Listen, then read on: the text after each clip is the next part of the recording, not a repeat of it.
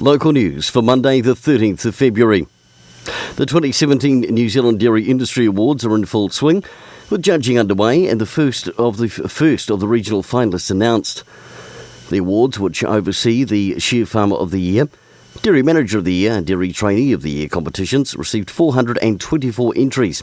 There's 5 finalists in the Dairy Manager and Shear Farmer of the Year categories, and 6 finalists in the Dairy Trainee of the Year.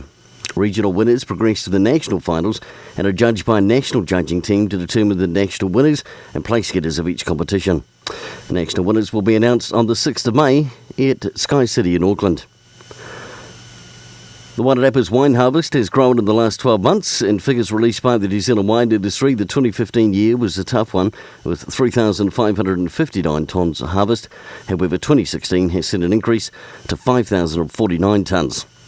And still, Shop Masterton has picked up the award for outstanding sales for the Central region, made all the more impressive as it's the 9th year running. And in sport, James Williamson and Masterton man Scott Little from Tim Watson and Sons Manuka Honey have taken out the 2017 Pioneer Mountain Bike Stage race in Queenstown on Saturday. 17 countries, represented by a total of 154 riders, took part in the event. The pair had completed 545 kilometres in just under 27 hours. Congratulations also to the Lansdowne Cricket Club, taking up the 2020 cricket competition on Saturday. Greytown took out the second grade. And congratulations to all involved. For local news and sport, for Wairarapa TV, I'm Brent Gare.